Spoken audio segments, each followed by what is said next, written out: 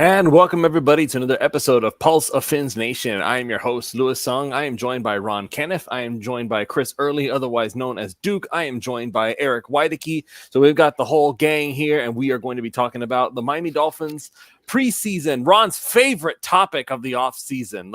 I told you I'm more into it now, man.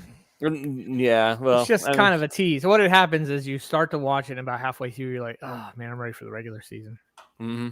I mean, I'm honestly sure that once Mike White hits the field for the first time, which he will, because regardless of what the reports are in camp, who's doing better and who's not, it's still going to be the Mike White show until further notice as far as who the backup is. So, but with all that being said, what we're going to be talking about tonight, ladies and gentlemen, is who are we going to be keeping a very close eye on during the first preseason game. I see that in the comments already. We have a couple of guys that our folks are wanting to check out. This is the Pulse of Fins Nation, which means we take the Pulse of Fins Nation. Somebody's heart is beating very loudly for one Ethan Bonner, the white superstar cornerback in the making, who is corners are not supposed to be white, but nevertheless, we have one. So he's pretty fast. So yeah, he's got that going for him. Yeah, you gotta keep into account. Hopefully, it makes up for being white. No, you don't. You want to talk about players? Does you hear? No, I think Alpha was the one who made this point. It's like, do you hear anybody talking about Cam Smith, or do you hear them talking about Ethan Bonner? Yeah, they're talking about Bonner, not Smith. That tells you who the players have respect for. So. And last week I said happy birthday to my father. Today I'm going to be saying, although he's not listening to the show because he doesn't like football, my brother's birthday is actually today. Go figure. So happy birthday, Josh. Josh, right? That's his name. Joshua. Yeah, he's gonna be. He's the guy in charge of my audio. So once he starts listening to this show, he'll go ahead and he'll be like, "Oh my god, I can't believe he just called me out on the air like that." But yes, happy birthday, Joshua. I hope you have a good birthday, and I hope his live stream. But by the way, he has a YouTube channel of his own. It's a gaming thing. So if you guys like video games, you can go check out his channel. Your dad? No, my brother. Oh, okay. I was gonna say I didn't know your dad was a gamer. No, happy birthday to all of us Leos. Are you a Leo there? Yep, I got a birthday coming up this week, so I'll go figure. It's everybody's birthday, man. So. But anyway, I'm not going to spend too much time talking about my brother's channel because I'm going to lose all my audience within 2 seconds if I talk about any more video games, unless it's Madden. So before we get started, as always, this show is brought to you by our good friends over at PrizePicks.com. Use the promo code 5, that's FIVE, and they will go ahead and they will give you $50 when you sign up using our promo code and you put on a $5 bet. That's all you got to invest into PrizePicks is $5, and they will give you $50 for you to play with. And after that, once you get your first win, I promise you, you're going to be like, hey, this actually isn't that hard. So again, promo code 5, FIVE. Place a $5 bet, and they will give you $50 for you to go ahead and play with from there. And also, we got to go ahead and mention jerseys305.com. We'll play the video for you guys. Hey, it's Ethan Skolnick for the 5 Reasons Sports Network. We've got a great new sponsor that fits with us perfectly. It's called jerseys305.com. That's jerseys305.com. This is your home for dead stock and vintage jerseys from the Heat, Panthers, Dolphins, Marlins, and the other local teams. Their mission was born from a passion for wearing jerseys of the old styles and the past players. Jerseys 305 aims to make every fan stand out from the crowd with unique pieces that you don't commonly see anymore. Maybe 10, 15, 20 years ago, but not today. And Jerseys 305 was created by the fans, for the fans. They're diehards just like you. In fact, they're probably listening to this episode right now. So check them out, Jerseys 305, their partnership with 5 Reasons Sports, celebrating with a 10% discount on the next purchase using the code 5 at checkout. Unlock your exclusive savings on the entire vintage collection. And again, that's Jerseys 305. You can just go ahead and get on there. Use that promo code. You get 10% off your order. I see Duke has already. Did you get that off of Jerseys 305? Did you already have that, Duke? I've had this one for a while. That's the Cameron Wake jersey, right? Yep. I mean, I guess we should go ahead and mention this since it is technically news. Maybe one day we'll see Cameron Wake on the Ring of Honor for the Miami Dolphins. But today we are celebrating the addition of officially of Tim Bowens being added to the Miami Dolphins Ring of Honor. So now I will admit I know who Tim Bowens is. I played as Tim Bowens in all of my NFL 2K / Madden games, but aside from that, I didn't watch much of Tim Bowens in his prime. So Duke and Ron, can you kind of reflect on the career of Tim Bowens and why he deserves to be on that Ring of Honor, sir? I mean, when I think about Bowens, I always think about Bowens and Gardner. Like I struggle to say one's name without the other, and those guys were just, man, you talk about two guys that were just anchors up the middle. You were not running up the middle on these dudes. You just weren't. Period. End of story. They were just such presence. They were such a presence in the center of the defensive line. It was just, you didn't even think about it. It wasn't. It kind of reminds me of back in the Marino days when we had Webb and Richmond Webb and who was in Sims at the left tackle and left guard. Like they were two spots that you didn't even think about. You knew they were going to be there. They're going to be there every week, and they were going to do their job, and nobody was getting by them. And it was the same thing with Bowens and Gardner. And if I recall, isn't it Bowens, Chris, that he only has a big toe and a little toe on one of his foot, and I don't think he has the 3 middle toes. I'm pretty sure about that. That I don't know. I've not heard that. Yeah, I'm going to look that up. While I'll let you go ahead there, Duke. I'm going to look that up, see if I've got that right. And I'll just reiterate what you said. Those guys. That was a tough front. I like it says in the comments here. They kept 54 clean. I watched that video that they posted of Zach telling Tim Bowens that he was going to be in the Ring of Honor, and it's pretty fun. So, yeah. I mean, I personally think it's very deserving. And even then, even after Gardner left, Bowens was still around. So, like he's very much a legacy player in that sense. Like I don't think Bowens, like once he left Miami, that was it. He was done with his career, right? If I'm not mistaken, I don't think he went anywhere after Miami. Yeah, he only played for Miami. Yeah, that was it.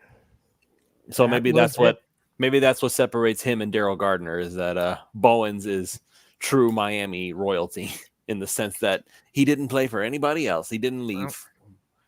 He was awesome, man. My question there regarding the Ring of Honor, and I do this when I play Madden. We were talking about video games earlier. Is 12, 13, and 39 are retired. When are 54 and 99 going to be retired? That's what I want to know, because nobody gets those jerseys. If you ever notice, the last person to wear 54, if you remember, was A.J. Eads in 2010. He wore it for like one day of camp, and there was an uproar, and he never wore that jersey number again. So I want to know when they're going to retire those numbers. I would imagine any time. I mean, they need to. Those are two numbers that just need to be retired. Nobody as Dolphins should wear those numbers again.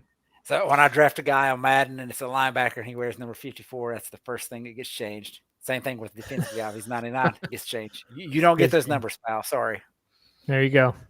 So a question for you guys then. Do you go ahead and let somebody wear Duper and Clayton's numbers? Yeah.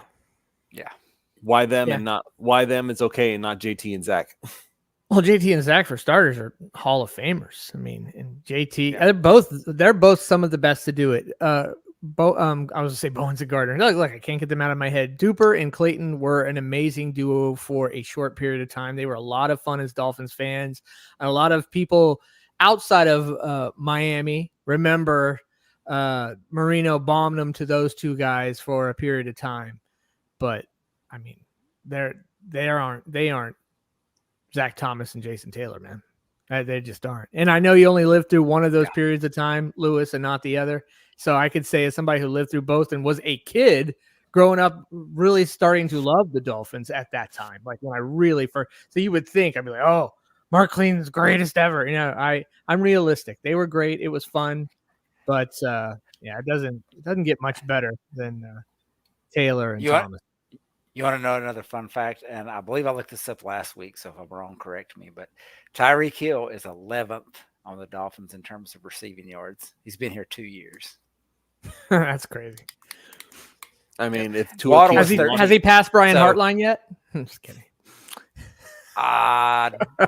Maybe. I think Brian Hartline had like 4,000 and some, so Tyreek will pass him this year, I believe. Yeah. And I don't have Pro Football Reference pulled up in front of me right now, so I'm probably wrong on this. But I will say that if Waddle plays a full 10-year career at the rate he's going, even at the rate he's going to be top 3 in all of the Dolphins categories. Once he becomes wide receiver number 1, he's going to be the best wide receiver in this franchise's history. So, assuming nothing catastrophic happens or he doesn't get traded or something ridiculous, he's going to be the best receiver this franchise has ever had. And he'll be up in the Ring of Honor, and he will probably get 17 retired as well. What Tannehill couldn't do. You've got to wait. What Tannehill definitely couldn't do. Duke, you've got a ways to wait though if you're waiting for Tyreek to be gone. Because they just gave. I was super wrong, wasn't I? No. I'm not saying Tyreek to be gone. I'm just saying when Waddle takes over as number 1, I think that transition. Right, but that's what I'm saying. It's going to be at least 3 years from now. Now, don't get me started on the number 19. We'll talk about that later. but no, I think he will transition to wide receiver 2 in a few years. But let's be fair about it, right? Hill and Waddle is 1A and 1B. Okay, so that's how that is. These guys, and the way it's looking from what I've heard in camp and from what I've seen, these guys are getting 1,500 yards each at a minimum. Barring injury to anybody, 1,500 yards each, maybe 10 touchdowns each. These guys are going to kill it this year. If you saw the route that Waddle ran on that touchdown play he had that the media put out, the Dolphins media put out a couple weeks or last week, where he got the ball at the back of the end zone over Jaylen Ramsey. The original route was something just ridiculous. He got paid and then decided, you know what, I'm going to earn that contract. He's looking ridiculous in camp. So, man, I don't know how they're going to cover these two guys this year, especially when you got Odell Beckham coming off the bench at this point. If he can get on the field. If he can get on the field. And River Craycraft, from what I was reading today, he was tearing up Atlanta's defense. So, yeah, it's going to be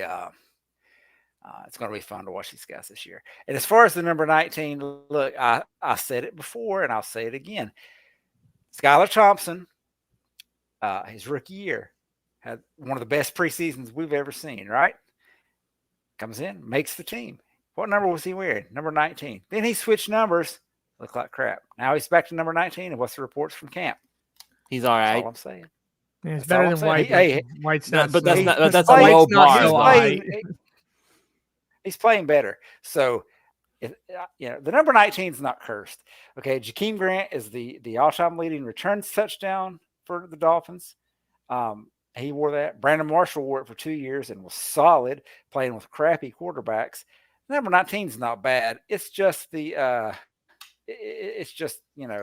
need it. Once they get somebody wearing the number 19 who's a stud, it'll be fine.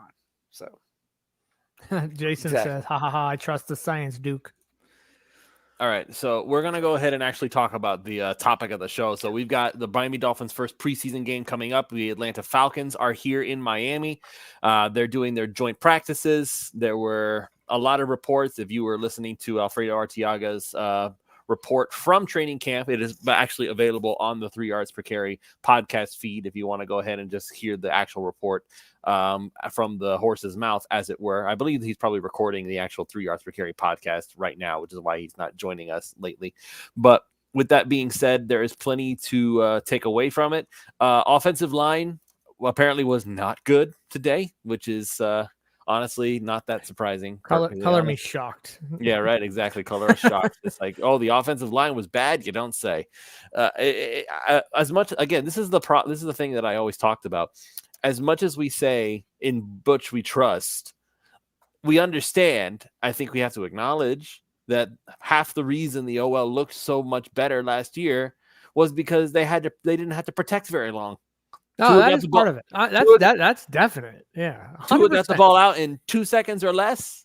And what pass rusher can get there in 2 seconds? That's not enough. Not for anybody. Even Cam Wake couldn't get there that fast. Like, if the ball's gone before he halfway gets there, there's no point. You don't have to worry about it. So And I see Welch in the comments saying trade for James Daniels already. James Daniels, by the way, is a Pittsburgh Steeler guard who could potentially shore up the line, but I don't think they're going to do that. I really don't. They got 33 mil sitting there, so it'd be nice if they do something, but I don't know if it'll be. I think they're wanting to roll it over. Line. They're wanting to probably. roll it over, I think. Yeah, I guess it's not. It'd be nice if they'd spend a little bit, maybe. Well, you know what, though? I'm not going to just say they won't. We know they brought in a couple guards. A couple of bad ones. Yeah, but they brought in some guys, so that means they're looking at some guys. They clearly have money, and they saw what happened last year when some teams could figure out how to take away that first option, make Tua go to the second option. Not that he can't. Morons who say he can't, but no, he can't in 2 seconds. He needs a little bit more time, which means the offensive line has to block a little longer, and that was the issue. Which is the whole thing about why can't we get OBJ on the field? That makes me nervous because he was supposed to be the fix to that, right? But anyway, that's a discussion for another time. And I'd like to think that maybe they would consider adding a piece to that line if they look through training camp, maybe check out the first preseason game and decide, maybe we need to look at that. I mean, I like that. Maybe it's not a bad thing that Atlanta was able to penetrate that offensive line today. Maybe that's something that makes them stand up and look and say, hey, do we need to maybe put a piece here? It doesn't have to be a $15 million piece that you trade for a third round or something, but it would be nice to see them maybe consider addressing it. And their defensive front's not exactly world beaters either. So, if you're getting I don't know much about Atlanta's defensive front to have an opinion. I know a lot of draft people were expecting them to draft an edge rusher early on, and they didn't go that route. So, they from what I'm understanding, I mean, Calais Campbell was their other edge rusher last year. So, if that line, they have Grady Jarrett and some guys. I don't know who else they have, but they don't have anybody that's like, oh, we've got to worry about this dude. So if they're getting through, yeah, maybe it's time to push the panic button. Well, let's see what tomorrow brings. I mean, this is the first time any of these guys, anybody on either team, right, is facing anybody but their own team in an organized team fashion in 8 months. So let's see what tomorrow brings. Is this shells or pads? I believe it's pads, if I'm not mistaken, because they're tackling to the ground. So yeah, it would have to be. Yeah, and speaking of players who are excelling in pads, I may have to eat some crow on one Patrick Paul, because as much as his technique is suffering because he's still having to learn from the ground up, I have heard nothing but good things about this beast of a human being. Eric, we haven't heard from you all day, man. It's been almost 20 minutes and you haven't said a word yet. I'll go ahead and I'll leave the floor to you. If there's anybody that you really want to check out during the first preseason game, like, is there any one specific player out of the whole group that has you really curious to see if they can put it together on the field when it counts and not just in practice? I mean, if it's going to be one specific player, firstly, I did need the time. I'm at an undisclosed location right now, taking care of some activities. So it was a good thing that you guys were at the IRS right now. That is that is very scary. Are you at the FBI, the CIA? Come on, man! You can't say stuff like that. Undisclosed location, doing undisclosed secret things. Yeah, I mean, I was gonna come on with the voice changer and everything, but I decided not to go that far with it. Yeah, right. No. So if I'm looking at if I had to break it down to one specific player, because if I'm honest, I want to see kind of the entire backup offense at the skill positions. But I'll break it down to one player. I want to see Malik Washington really step up and take that third wide receiver spot. He's had kind of a quiet-ish camp, and he's been beaten thoroughly by River Craycraft to this point. Craycraft's having him a camp, though. He's having him a camp. No, absolutely. It's not that Washington's been bad. It's just Craycraft's been really good. But Washington is has that kind of wiggle and shiftiness in space that he can be that third difference maker at wide receiver in a way that not a lot of guys behind Tyreek and Waddle can, especially with Odell Beckham out. So Malik Washington, I'm going to want to see how he looks, not only on the field at receiver. I'm hoping that he gets a couple reps in the return game as well, just to see what he has there. Obviously, I know everybody's saying that Braxton Berrios has that on lock, and there's no competition there. I am going to manifest it. I want to see Malik Washington on a couple returns, at least in the preseason, see what he's got there. But most importantly, I want to see him on the offense making plays. He's probably the one guy I'm most excited to see. Hey, Duke, I got a question. I'm very confused because there's a Duke who is also Chris Early. There's a Chris Early messaging also. Is this like a multiverse variant, or is that you? It's Bizarro, Duke. Yeah, sorry. Yeah, it's Bizarro. But anyway, I wanted to tell Eric that. So I watched the show and you're in Area 51, and that's and me. Jason said, so I watched "See the if show any and aliens can play guard." Go ahead. Yeah, Duke. so I watch the show and keep the comments up so I can see what the questions are and can kind of interact. Now the show that I'm watching is behind. It's like a delay between what I'm actually saying now and what's actually going on YouTube. So there may be a little delay there, but for the most part, yeah, that's what I'm doing. I'm just keeping up with the comments with Jason and Welsh and all those guys. Gotcha. And Lewis Sung Sr. We appreciate you keeping the pulse of Fins Nation going. So Eric chose Malik Washington. It's about the fans. Yep, exactly. So Eric chose Malik Washington. I can understand his point of view. He wants our draft pick to actually contribute this year. I said it with Husam's show, and I'm saying it here. Wide receiver 3, whether he practices or not, is Odell Beckham Jr. Okay, he's wide receiver 3. As long as he can get on the field, if that's contingent on him being on the field. He'll be there. He's not been a guy that's been on the field a lot the last few years. He'll be there. For how long? Yeah, for how long? Exactly. He was the answer. We didn't need to bolster the line so that they could hold the block longer. We needed to go get that third threat receiver. This was supposedly the fix. This is why I wasn't keen on the signing. It wasn't the player itself. It was the thought process behind that versus the O-line. And now when I see 2 weeks into camp and he can't even get on the practice field, it sort of pisses me off as a Dolphins fan. I'm just saying. I'm not. This isn't a doom and gloom thing. I think Tua's throwing for 5,000 yards if he plays 17 games. And I think we'll 100% have the number 1 offense in the league this year. It won't even be a question. Like, it's going to be every category this time.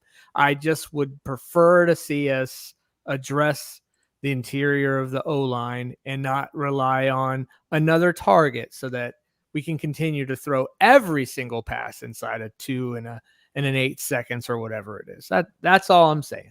A little frustrating to see him not be able to get on the field yet. And of course, as fans, we don't know exactly what the deal is because they don't have to say yet. I mean, unless somebody knows and I've just missed it. What is the problem with Odell Beckham Jr.? Why is it that he can't get on the field? For what it's worth, Alf has made reports saying that he thinks Odell Beckham looks fine. I think the Mike McDaniel's just using an abundance of caution with him because he's old. Abundance of caution on what, though? That is my question. What exactly is the deal? So they said, I think old people syndrome. When he first went on the PUP, they said it was a planned maintenance thing, or some variant of that. So whatever it was, whatever issue that he was working through, it was a situation that they kind of knew about, weren't worried about. And I'm perfectly fine with it as long as he's available week 1. If he's on PUP week 1 and there's an issue, I'm personally fine with just letting him sit out the preseason. I'm fine with just about everybody sitting out the preseason. I said that a couple weeks ago, but he's fine. But again, as we've mentioned, we've talked about before, the preseason's about those other guys that need to get on the field and make a case for themselves. And a guy like River Craycraft, right? Most people are like, well, they signed him, they brought him back. He's just a camp body. Well, he's making the most of his opportunity. And to take the spot for your question, a couple of names of guys that we've Lewis, a couple of names of guys that we've didn't really talk about last week on the guys who stepped up or that show. Quentin Bell, right? His name pops up all over Twitter. It pops up all over, and again reports. Today, apparently. Again today, he had the orange jersey. A couple days ago. So here's a guy that he's listed number 1 on the depth chart. And I know those don't really mean a lot right now, but the Dolphins needed a guy to step up, preferably a veteran to step up with Phillips and Chubb on PUP. And he's done that. And from what I've read, it's not just that he's like, becoming a sack artist. It's that he's being a force in the run game. He's setting the edge. And I think that's overlooked. A lot of people were talking about, well, we're going to lose Wilkins and miss his run defense. Well, a lot of times those guys got the tackles in the interior because they couldn't bounce it outside with Phillips and Chubb setting the edge. And if Quentin Bell's that guy, then, that is a huge plus for Miami. And the other guy that I want to mention is Julian Hill. I've read some good things about Julian Hill. And so, he might be working on, just keeping a spot on the roster, but earning playing time and becoming a well-rounded tight end. So those are the 2 guys I'm looking forward to seeing Friday night. Quentin Bell is definitely somebody who's been flashing a lot. I know that we talked about the depth chart, and technically speaking, now that the Dolphins finally released it, we can actually talk about the depth chart. But even now that we can talk about it, we all know that it doesn't really mean a whole lot right now. Depth chart doesn't mean too much. And at the same time, though, the whole depth chart is actually pretty predictable if you really think about it. We know who our top end guys are. And so anybody who on the depth chart doesn't look like they belong there, it's because they're bubble players who we think, well, this guy's played better than that guy. Why is this guy on the depth chart and this other guy's not? That's pretty much all we're looking at right now. But for Quentin Bell to be listed as the starter, I think in his case in particular, it actually does speak volumes as to what Miami thinks of him and what he's actually been able to accomplish in camp thus far. Because the easiest thing, obviously, at this point would have been able to say, oh, yeah, our first-round draft pick, Chop Robinson, is the other starter alongside the projected to be ready to go Jaylen Phillips. Or at nothing else, you have Emmanuel Ogbah there, who is very familiar with the team, and he's also doing good things. So it would have been very easy for them to say, oh, yeah, Ogbah's the other starter. Absolutely, no problem. So for them to go out and say, no, it's Quentin Bell, a guy who just showed up here out of nowhere, and I don't think – and a lot of people – I'll admit it. I was writing him off. I didn't know who the heck Quentin Bell was. I was like, oh, another guy. It's another camp body. Yeah, it's a camp This is the kind of opportunity that sometimes young players get, and once in a while you see somebody really pounce on it, that a sudden retirement like Shaq Barrett suddenly going, now all of a sudden, boom. You said young, Ron? Well, not young, but, an unknown guy. Sorry. Okay, yeah. That, Quentin Bell's getting long in the tooth in NFL years. Yeah, you're right. Low mileage. Yeah, low mileage and a little bit of an unknown. He comes in and he makes a name for himself, at least in camp, and enough that it's not just fans, right? Orange jersey, listed as a starter on the meaningless depth chart, which does still mean something even though it's meaningless. So, yeah, man. I think that's interesting. I also had a name though, Lewis, before you moved on to depth chart, about a name that we need to watch in the preseason. If anybody's interested, Mike White. He has been crap. And on that note, let's talk about the depth chart. Crap in camp, and you gotta wonder: are they concerned there? Tua has been healthy in 7 years, all season once last year. Do they trust him to start in a pinch or to come in for Tua? Like right now, he has looked like he has no handle on this offense. The difference between White and Tua obviously is huge, but we're starting to see a difference that isn't small between Skyler and Mike White.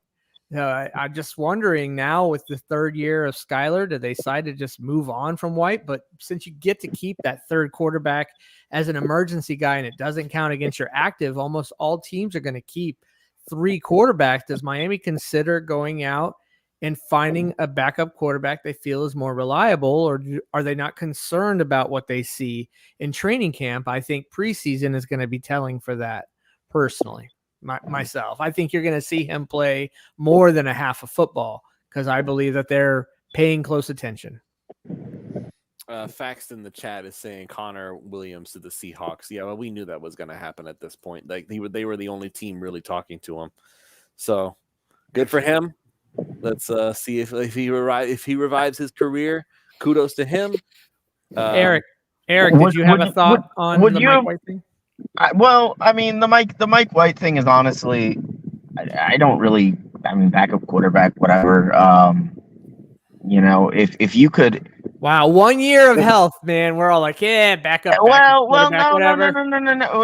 Hey. Might as well be Marino's We have a third string quarterback that almost took down Buffalo in the postseason in Buffalo. Fair enough. He didn't exactly do it with an offensive showing, but yes, fair enough. The game was the game. Yes, sir. Truthfully, Mike White, I think he's a known quantity for the most part. I'm not extremely worried about it. Obviously, I don't think he's, a great backup, but I think for this team, and the amount of talent that they have, I mean, truthfully, I think that they're so good in the running game at this point that if Tua goes down, they should be able to just lean on Jaylen Wright and Raheem Mostert and Devon Achane and be just fine there for the most. Obviously, you don't like to be one-dimensional, but I think that they're fine with that if possible. Just because, as bad as the offensive line was today, by all accounts, the team had a good game. I had a very good day as well today. So Mike McDaniel offense, you're always going to have that. So I'm not super worried about the backup quarterback situation. What I want to ask was actually the Connor Williams situation. I know that a lot of people might, let kind of roll over. Will you guys him like a really just a big one kind of prove it deal? Or at least you still let the money roll over because it's 1 year. You get that at the end of the season. And then you also bring in a guy that can solve your guard issues. I think I would have at least looked into it. Maybe they did look into it. But before somebody answers, was that just my audio or was everybody hearing Eric cut in and out? No, Eric was cutting in and out. The reception at Area 51, believe it or not, isn't so hot. Not a lot of AT&T cell towers. I'm fully back now. Oh, okay. I'm fully back now. Reception at Area 51 was better than it is wherever you are now. No, we got the gist of it though. Like that you were saying, pretty much. If I could summarize, is that you feel like, he was a good backup center because maybe Eichenberg ain't so hot, and he would really help out at guard, maybe even start, at least push. Be great depth if nothing else, and that we should have looked at it harder. Of course, we don't know what they looked at or not, but I agree with you, Eric. Definitely, I'm not surprised he signed with the Seahawks, but it would have been nice that maybe to see them sign him. That would have been pretty cool. I mean, he was a starting center last year that we went in with a lot of hope based off the season before and his performance. So to have him back on the team as like a guard or backup center or anything would have definitely been. But it definitely helped bolster the line for sure. No doubt. A line that seems to be struggling a little bit right now in the interior mostly. All right. So I'll go ahead and I'll give the person that I want to see the most of right now. Honestly, the guy that I'm wanting to see the most, I want to see if maybe Cam Smith can show up and try to gain back some of that momentum that he's lost to Ethan Bonner, because at this point I've seen enough and heard enough of flashing from Ethan Bonner to know that he's legit, which is very ironic if it turns out that Miami spent a second-round pick on Cam Smith, but it turns out their undrafted guy is actually the one who's the superstar who nobody saw coming. So I mean, I guess it's a net equal. It's like, oh, we didn't draft him, but we got a guy who's worthy of the pick anyway. So, well, I mean, that's not a terrible thing too. I mean, no, you it's got not Cam a terrible Smith, thing. he can come along. If he can come along, and then you have Bonner, you have Kohu still, you got a group of young guys there. because, Ramsey's not going to be around forever. Neither is even Fuller. So. Sure he will. So Ramsey can become a safety once he's done playing a corner. That's Yeah, what he can, but then we still need corners. So I mean, it does. I think you just need all these guys. Like corners, just one of those spots that, like defensive end, you just invest in every single year, one way or another. Somehow, some way, you are always churning and looking for guys because you need so many guys. Honestly, maybe you need more of that position than any other position besides wide receiver in the NFL, as far as a specific position, not just referring to O-line as a whole, but each position. I mean, that's just can't have enough good corners. So I like that. Oh, we drafted Cam Smith, but then we found Bonner, and we had Kohu as an undrafted free agent, and we've got Ramsey, and we've got Fuller. Like, I think that's where we need to be, man. It makes me feel good about that secondary even more, because I really think it's going to be a lights out secondary. Yeah, and let's be fair to Cam Smith. It's not like he's having a bad camp. He got hurt and missed like a couple of practices, but he's back now. It's just been that people have been mentioning Bonner, and mostly for his speed, and he's been playing well. And they have a video. The team put out a video today of him breaking up a pass. So he's playing well and good for him. But it's not like Cam Smith's been bad. It's not like this isn't an Igbenogany situation, right? Where it's just like this guy's getting beaten like a drum. It's just you're not hearing anything, and so we'll take any of that. And I don't think Cam Smith's going to be bad. I think I read something this week that is the defensive back coach was like, this guy's a natural. He's got the instincts. That was Weaver.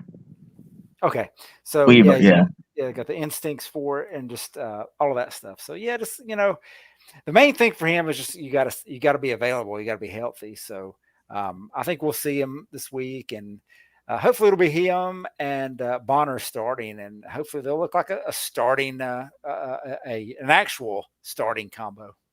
Well, that's the thing. I mean, the Bonner thing almost strikes me a little bit like the Quentin Bell thing, where I think that the fact that Quentin Bell is been your best edge support performer in a camp where it's not like Emmanuel Ogbah and Chop Robinson are playing badly. These guys are performing at camp, and Quentin Bell's just been playing even at a level above that. So when it comes to Cam Smith and Ethan Bonner, I'm looking at Ethan Bonner playing well as kind of, it's not like we're hearing about Cam Smith getting beat every day in camp, because believe me, if that were the case, we'd be getting inundated with reports of that. Now, granted, he was hurt, so he hasn't practiced as much. But I think you look at a guy like Bonner the same way that you look at a guy like Bell, found money at a position that you're already pretty strong at. And I can't believe I feel comfortable saying that I feel strong at edge at this point. But it seems like it's going to be a position of strength for this team. In the same way that I think corner is going to be a position of strength for this team. So I'm looking at those two positions, and I'm liking the depth there when you talk about Ethan Bonner and you talk about Quentin Bell and those guys. So Jason Stamps in the chat is bringing up another name that we should be keeping a very close eye on during the preseason against the Falcons. Channing Tindall. Just when you thought that this kid had no gray matter behind his ears, so all of a sudden he's putting it together in Anthony Weaver's scheme. So maybe, just maybe, there might be something there, and maybe Miami might have not wasted their third-round pick after all. It's one of those things where it takes longer than you expect for them to develop, I guess, because I understand how raw Channing Tindall was, but even then, because Patrick Paul is even rawer than Channing Tindall was. At least Channing Tindall played defense to some extent. Patrick Paul just picked people up off the ground and just held them there like he just shoved them down. Yeah. I mean, from what I hear, it isn't a whole lot different in the NFL. He seems pretty massive and just overwhelming to even the dudes that he plays with in the NFL. A lot of the reports have said that the man's just like, I don't know, he's just built like an Olympic god, It's just the way you hear the people describe just how huge this guy is, how towering he is. I hope I get to meet him sometime. At one time I was with you, Lewis, we were right by Tunzel. I mean, when I say right by Tunzel, I mean I was like almost from me to this microphone by Tunzel, and just the guy's like a house. And people just describe Paul as something like just massive, like we've never seen before. It'd be interesting to see what it's like, my scrawny ass right next to him. But the point that being made there is that even Patrick Paul already is starting to flash. But for Tyndall, it was just for 2 years, just nothing, just absolutely nothing. He couldn't get on the field. And so now all of a sudden with Anthony Weaver, something has clicked, I guess. And not clicked in the sense that, Noah Igbenogany had one good practice and then one good play. And everybody was like, is this the redemption of Noah Igbenogany? Like, no, Channing Tyndall has put together, according to Alf, at least 3 straight good practices. So if you can put together a string of good practices, there may be something to it. And if that is the case, then maybe Miami won't need to invest too heavily in linebacker in the next couple of years, which would be fantastic if that were indeed the case. Here's the problem with the linebacker room. It's numbers. I mean, we've already seen 4 of the guys so far between OTAs, mini camps, and training camp. Four of the guys have worn orange jerseys. Today was Duke Riley. Anthony Walker had it one day. I'm pretty sure Jordan Brooks did, and David Long did one day. So, I mean, it sounds like these guys, whatever defense that Weaver is cooking up, these guys are taking to it like we've not seen from the linebacker room in years. And, at some point it's just going to be like, we can't keep 7 linebackers on the team because we just don't have room for it. I'm personally a fan of enlarging the roster. I want to keep all these guys. And I know some of them are not going to make the team, but it's going to be a numbers game. Can he beat out Cam Brown for special teams? Zeke Vandenberg, we've seen him flash a little bit. Can he beat that guy out for special teams? Can these guys find a spot? So that's a good call. That's a guy to watch as well, because the other guys aren't going to play, so it's going to be him and Duke Riley.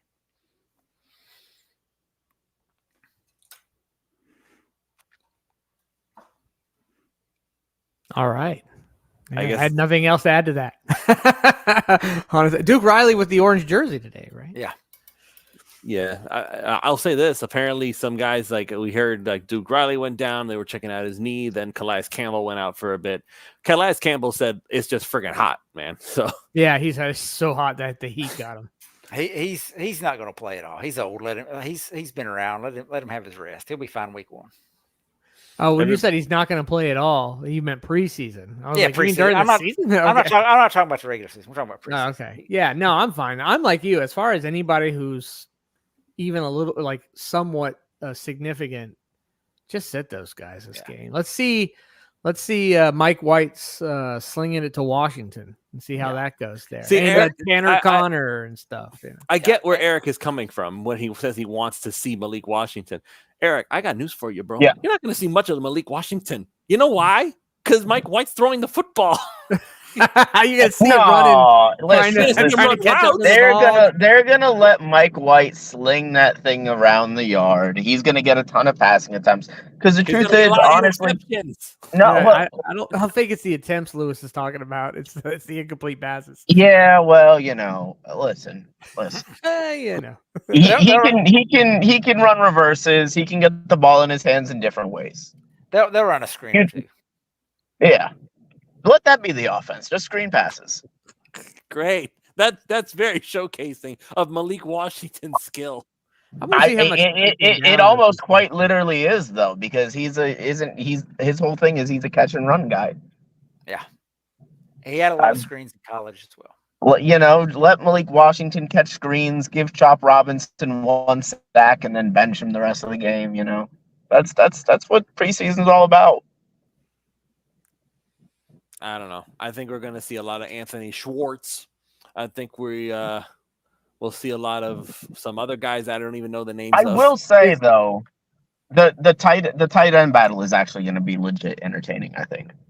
Yeah, I agree. I'm looking forward to seeing those Julian Hill and Tanner Connor and those guys. And we know Smythe and John. I don't even know if Smythe and John who play. Maybe Smythe does a little bit. I mean, maybe they both do a little bit, but maybe a few snaps. But maybe, I don't think it's going to be much. My father's reminding me that the on-air sign behind me is not on. I am on the air. It's just that my the cord that plugs into the wall is behind the couch, and my head hurts too much for me to exert any more force to go get it. So, That's one of those USB plugins, right? That you use a phone adapter for. Yeah, it's Yes, so it much is. cheaper that way, isn't it? To get those neon signs. I was looking at like for a Dolphins one to put like, I don't know, right there. And I noticed that when you do it that way, it's so much less expensive. Just quick little life hack for anybody who looked at neon signs when they were $150. You can get them for like $30 now when they're like an adapter plug-in one. It's just not going to be like the most fancy thing in the world. It's not going to like blast. It's not going to be the obnoxious YouTuber lights up the whole room kind of. No. I don't need it to be either. Good enough for a Dolphins podcast and on Sundays. Mm-hmm. So I want to go back to the depth chart for a moment, and something we've discussed a couple of times on the show. Devon Achane is the backup kick returner, and River Craycraft was the backup punt returner. I found that interesting because I don't think I've ever seen him back there for any of that. But I was kind of, with him back there, they're thinking about it. Like, this is going to be like, we're going to have a guy that's going to go out there and take one to the house. But I think I posted in one of the group chats that we're in, it was the Pat McAfee show. And he was talking about there's a couple of interesting things there. The first interesting thing was the new kickoff rule, the new kickoff setup is actually not really a new thing. He said this is an old practice thing that they would do, later in the season when guys were kind of beat up, and they would say, you know what, we don't want you to run from the other 35 and do this. We're just going to start it here. And they would run that. It's basically an old practice drill. So when you think about it, it's basically the XFL took it, and then the NFL is like, yeah, we're just going to make it our thing now. So it's not really a new thing, which I found interesting. I didn't know that. But the other thing is, Pac-Man Jones was on there, and he said, all it's going to take is for that one guy to get a late start or slip. Yeah, that's it. Going to take one to the house. The moment that happens with Achane or Hill or whoever they decide to throw back, they're going to kick it in the end zone and put it at the 30. We're going to start at the 30. So just we're going to be starting at the 30. Yeah, eventually. A lot. So, they won't do it at first, but I think you're right. In some situations, after some time. But I read today that the Dolphins had O-line out there on the kickoff. I don't know if it was the return team. I didn't read if it was the return team or I would assume it was the return team and not the tackling or the kick team. You know what? That's interesting because you're not really running like before. It's like this big long run, right? Yeah. And you're trying to go chase guys. Now you're locking up with guys inside of 5 yards right away. That's really, and you're just trying to lock them up. So if you were, sometimes different. You would see offensive. That Dan Conley from the Patriots had that big return that one year where they squib kicked it. I don't remember who the other team was. They squib kicked it and he picked it up, and ran it back to like the 5 yard line. So in years past, the return team would start, 10 or 15 or so yards back. They would run backwards with the kick and then turn and block. Now they don't have to do that. So get a few of your more athletic linemen out there. If you've got some backups, maybe I like say Keon Smith, a guy that, I've read that they've tried at guard. Maybe he finds a way to get onto the roster as a guy. Hey, we're going to run behind this dude because he's 6'6", mammoth dude with long arms, and he can get out there on kick returns, and we can get some extra yardage that way. So, it's one of those extra margins they may try to find. So, I just saw that interesting today that they were using the O-line on the kick return system, and I'm assuming it was the return team and not the kick team. Yeah, it's the return team. Yeah, you don't want a chance. You don't want the offensive lineman out there chasing down running backs.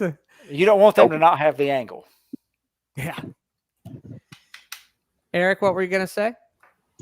No, I was just gonna say it makes it interesting to see, what is that going to impact roster decisions at this point? Are you gonna maybe keep an extra tackle or maybe keep an extra tight end for blocking purposes on the kickoffs?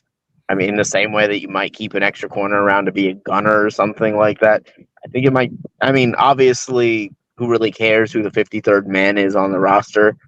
But it feels like it could be one of those things that maybe that does affect your end of roster decisions. Yeah, I would think so. That's interesting. What I didn't really think about maybe it's a change of mix of the positions than we've seen before, because now maybe you want to keep more of this and less of that. So I don't know. We'll have to kind of watch for that. Every team does things a little different anyway. It's not Yep. super standard. It's just kind of general. So that might be something that we won't really know until some seasons from now, when there's like more numbers to kind of analyze to see, okay, here's how the last 3 seasons before this special teams change or this kickoff change that most rosters were constructed on average. And now here's how it is. And you could see the difference like on the back end. Yeah, we'll have to kind of watch for that. And so I saw that the Dolphins had a lot of their linebackers, tight ends, and I think corners were out there today, if I remember the tweet correctly. So it looks like those are some of the positions. You might get, say, one more of those versus a running back, for example. So maybe a guy like Jody Fortson earns a spot on the roster over a running back because of that tight end prowess. Ahmed, maybe. I don't have him on the team anyway. I think that's just a numbers game with him. But let's say, and I know Jeff Wilson's won the orange jersey, and I'm not going to count him out.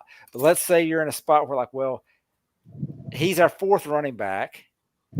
He's probably not going to get a lot of touches in the game. Is he going to excel on special teams over Jody Fortson or Julian Hill or whoever else?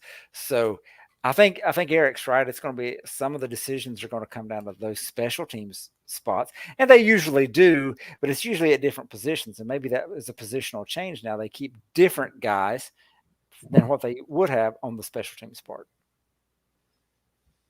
All right. So, Ron, I know you're not really ready to do this, but I'm going to go ahead and just kind of get us warmed up for what the season is going to be bringing. Okay. Oh, so, predictions? So we're doing our scores. We're doing our overrated, our underrated. Okay. I'm ready. Let's do it. So, all right. Who is it we play? I don't even know who we play. Yeah, Atlanta. I'm just kidding. Yeah, we're playing. I mean, they're the ones here practicing, so I assume that's who we're playing. So we'll go ahead. Yeah, who's you're gonna do not as much? Who's you're gonna be like, oh, I see you, boy. And then there's I say the guy it's gonna be 19-16 Miami. Okay, Something so that's like that. Sloppy, ugly. My my player who that I don't see coming, or what is it? Underrated, overrated? Yeah. So the underrated, what does that mean? That they are going to play bad, worse than we thought? Or underrated means that's the guy you didn't see coming. Oh, okay. So I'm gonna go with man, that's tough. It's a guy we didn't see coming. I'm going to say Robert Jones. I'm going to say he starts to solidify the right guard starting spot. I'm going for it right now on that one. I know I'm reaching a little there, but I kind of see him reach after today. I see over the next week or two, you're going to hear a lot of Robert Jones starting at right guard talk. I think that's about to happen. Whether that absolutely ends up that way, I don't know. The overrated player, Mike White. That's it for me. And you guys know my reasons why. Yeah, low hanging. So whoever wants to go next, unless that was all the questions, right? Yeah, that was it. Okay. Yeah, we'll do I think we also did who's the star of the show, but there's not really going to be a star of the show. 2 years ago we did that before, but then we truncated it to 2 questions now. Oh, all right. Give me 23-19 Dolphins win. Your overrated player is going to be, I saw a lot of tape of Jack Driscoll last year in Philadelphia, and it didn't look very good. There's been some really not great reports about Jack Driscoll so far in camp. I think he's going to be the guy that you see struggle. Your underrated guy, and I think he probably will be the star of the show. I think we're gonna see Jaylen Wright break a big one in this game. Ooh, yeah, good name. Did he steal yours, Duke? Did he steal it? No.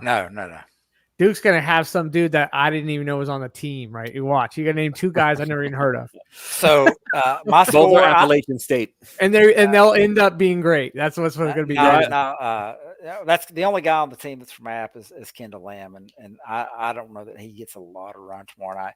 And for that reason, I don't think Robert Jones is going to play a lot because I think he's already locked in as the starter. So he's probably not going to see as much time as you think. That being said, I'm going to go with a 2020 tie just because I can. The overrated player, and I don't want this to go bad, but I think I'm going to pick two guys for overrated just because they're big names in camp, and I think that's Patrick Paul and Chop Robinson. I don't think they're going to play bad. I just don't think they're going to light it up like we expect them or would hope to see. And it's their first professional game, so they get all the slack. But I don't think we're going to be like Patrick Paul's out there dominating, Chop Robinson's out there dominating. I just think they will be kind of just there, and they're probably not going to play a lot anyway. So there's that. The other guy, and Jason Stamps in the chat mentioned him, and I think his name's Jason Maitre. I don't know how you say it. He was a late addition free agent pickup, undrafted free agent pickup from Wisconsin, I believe. He's been making some plays in camp at the cornerback position. Because he's down the depth chart, he's probably going to get a lot of run, and I think he's going to make a couple of plays, maybe even get an interception or two. So I think he's a guy that's going to stand out Friday night to make a little bit of a name for himself, although it may not be enough. So that's my take for the underrated or whatever player. So, all right. So now it comes down to me. I'll go ahead and I'll be the guy to ruin the chain. And I'll say it because I don't care. It doesn't really matter. I think the Falcons will win. I think that Michael Penix will show more talent than Mike White or Skylar Thompson have in them, and the offense will function better than Miami's will with Skylar at the helm or Mike White at the helm. Penix has to complete a pass first. It didn't sound like he was hitting very many today, but I'm saying that maybe he's a gamer guy. It's like the game comes in, the game happens, and it's like it's a whole different. Michael he was something to watch at Washington, man. I know that. He was something to watch at Washington. Like I said, it's preseason. It really doesn't matter who wins anyway. Yeah, it's moot. It doesn't. So I don't really care if I pick the Falcons to win. Like, oh, okay, that happened. My overrated player. I like what another name that Jason Stantz pulled up. I'm gonna go ahead and say Jody Fortson. Like for all the talk about him being like a tight red zone weapon that Patrick Mahomes didn't get a whole lot of opportunity to use because he had Travis Kelce up in there and all that stuff. I personally don't think that Fortson's going to have much of a shot at this point. Julian Hill is really solidifying himself. Keon Smith is the Eric Smith's guy. So I guess Eric Smith, I don't know if he's looking at him as overrated or underrated, but Eric wants to check out Keon Smith. So, hey, and let's give Coach Eric his props, right? Because he's been calling the Robert Jones thing for a while. Yeah. And it looks like he's 100% on point with that. So he's been such one of those players like you always imagine and hope every player like him would be, but it just doesn't work that way. Where you see a guy who's like rookie or whatever. I think was he even drafted? I don't even know if he was drafted. And then all of a sudden he's just like, yeah, you see a play here and there, but he looks like an undrafted. But he kind of hangs on to the practice squad or whatever it is. He manages. And then all of a sudden, second year, you see like a little better, but he's still kind of a guy, right? Kind of like Keon Smith is now, right? Then all of a sudden you start to see him make some plays, and then he gets hurt, right? And now you see him starting to crush it, like that slow. It's just that's the dream, right, for these guys, especially that are at the bottom. The guys you talk about all the time, Duke. That's so cool when you see that happen. Yeah, and I believe he went to college to the same college as Kyle Ubrecht, the punter that's outside the facility trying to get a spot. So I believe they were both Middle Tennessee State. They are both Middle Tennessee State guys. Listen, I'll say this. I feel bad for the kid. I understand he's determined. I respect him for that. They are not letting him within 50 yards of that building. You know who probably likes that more than anything, though? Like that respects that? Mike McDaniel. I'm sure he respects it. You know what I mean? But no, he's not. He's not getting a chance. I don't think he's not gonna. No. Even with his sign that said, hey, "Sanders, I can hold your balls better," or whatever it was. Just hilarious. I mean, again, I hope he gets a shot somewhere. I really, really do. I respect the grind. He's not getting a shot, man. They gave a bunch of guaranteed money to Jake Bailey. I don't understand why. Like, what you can't really tell me that Jake Bailey is such a great holder that we're just gonna ignore because he and holds shanks every other Sanders' punt? balls better. I know that sounds dumb, but that is actually part of it. I It's think like they're willing to ignore the fact that he shanks every other punt because they don't worry about punting that much.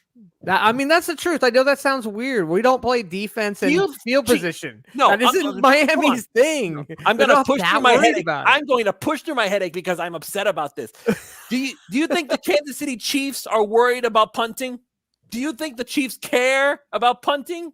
Okay, are you more worried about when it comes to a punter for Miami, him shanking some punts here and there? Wait, or the hold on a 54-yard field goal to win the game goes well.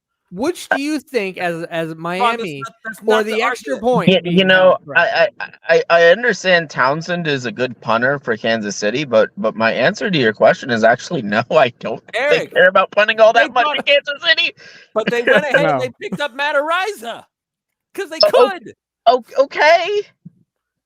Okay. Yeah, I don't That's think my they're point. that worried about it. Even the Chiefs, the two-time reigning Super Bowl champions, they're out there saying, "Yeah, let's see if we can get an upgraded punter." Who knows? You Yeah, say even the Kansas City let me- Chiefs, but yes, they won the Super Bowl last year, but they didn't win that Super Bowl with offense. They won that Super Bowl with defense. They were a good defensive team and good enough offensively. But that's not the point. And they may not be a whole lot better this year. Who something. knows? So Let be me the say same something story.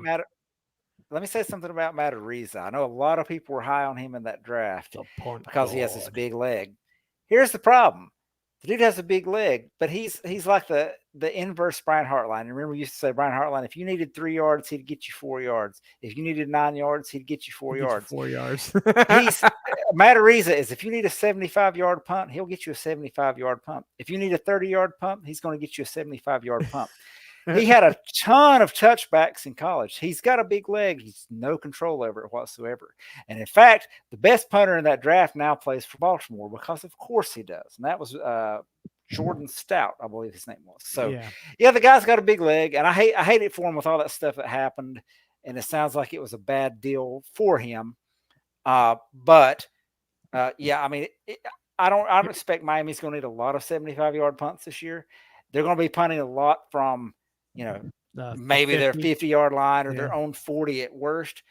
I don't need a guy that's going to boot it out of the back of the end zone every time. And that's what that guy does. So now if you're talking about upgrading the punter, absolutely go ahead and do it.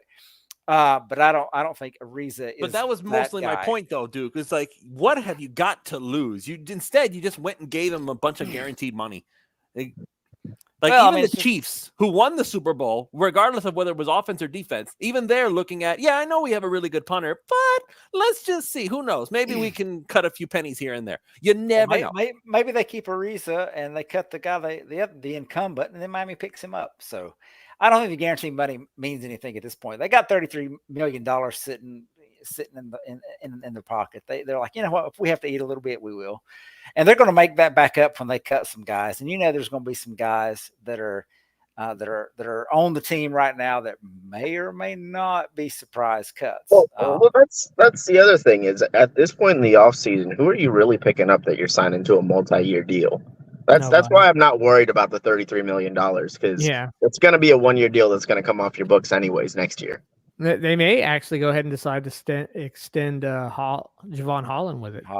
Yeah, they might decide to do something. That'd be the only move I could really see happening this year with that money. That would, you would actually need not that much, but need a little bit of chunk for. Or as it was mentioned in the chat about James Daniels, and I know that was a name that was floating around out there. He's a free agent after this year, so if you trade for him, you're going to sign him to an extension. I don't know that affects the cap this year, but maybe that's something you can do to manipulate it. Say, hey, you know what?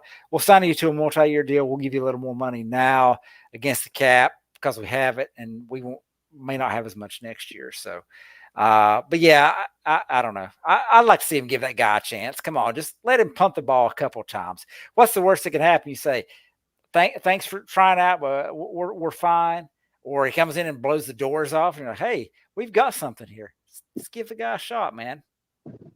They're not going to do it. They gave Jake Bailey guaranteed money, and it's guaranteed money because they want him there. Whatever. Hey, look, they gave Braxton Berrios guaranteed money, and I guarantee He's here. If he goes out there and he doesn't play well as an actual receiver and He's gets going to lapsed still by a be guy, here. He's not going anywhere, Duke. He's not going anywhere. I said the same thing to Hussam. He's not going anywhere. He's not. I don't think they care about losing a little bit of money on this if they've got better players. Now, as far as Berrios, my point there was, I don't think he's in any bad shape because I don't think there's anybody else on the roster pushing him at this point. Because Ezukama maybe would have been that guy, and he's hurt now, and he's not played. So, yeah. He was a guy I was gonna say I was really looking forward to seeing him do something. It was important that maybe he did, but being hurt again, man, I don't know. I don't know if he's gonna make the roster this year. Yeah, I don't. I've made up a 53-man roster this week, and it's kind of my first week of camp, and I don't have him on there because the best ability is availability, and he's not available, and it's the second year he's been available. Let's be honest, though, he would honestly end up. He would honestly end up being a guy that you can stash on the practice squad. Nobody's going to sign Eric Ezukama at this point. I don't think he's getting poached if you want him on your practice squad. Yeah. There's a few guys that might get poached. I don't think there's going to be a lot this year just because there might be a handful, but it's not guys we're going to miss. There's going to be, because of the way I think they're going to do it. I think if Quentin Bell and Ogba go out there and Chop Robinson and Kamara play like we expect them to, and they look really good, we might see Phillips and Chubb on the pup to start the season just because, hey, we don't need you right now. We want these extra roster spots, and we'll deal with that when the time comes. But Ezukama, Chris Brooks, a guy from last year, I don't think he's standing out in a positive way. Some of these tight ends, I don't think they get picked up, All right, we're going to go ahead and call it here.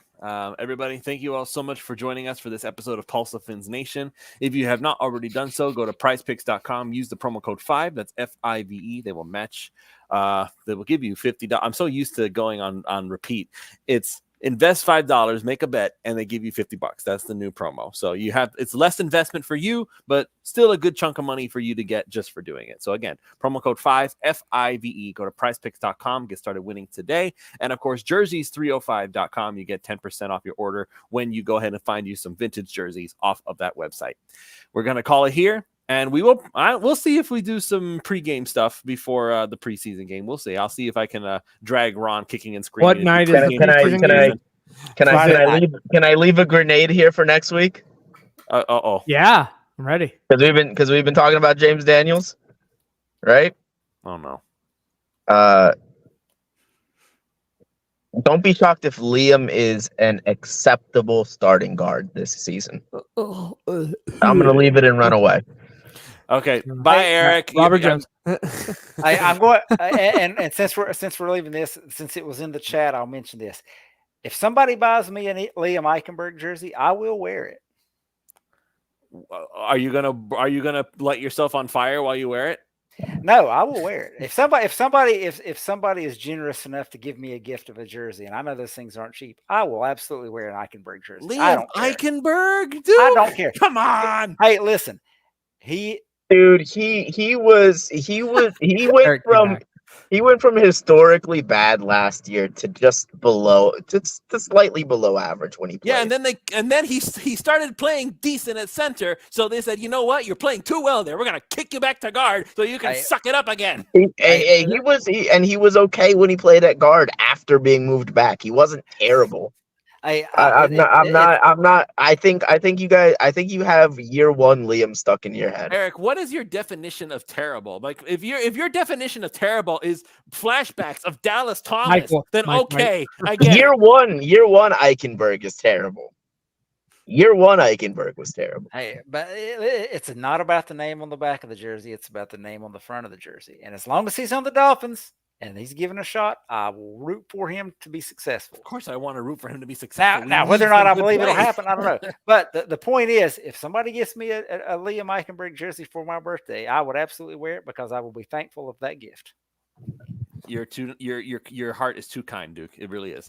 All right, we're gonna go ahead and we're calling it here. We'll see you all next week for Pulse of Fins Nation. Good night, everybody.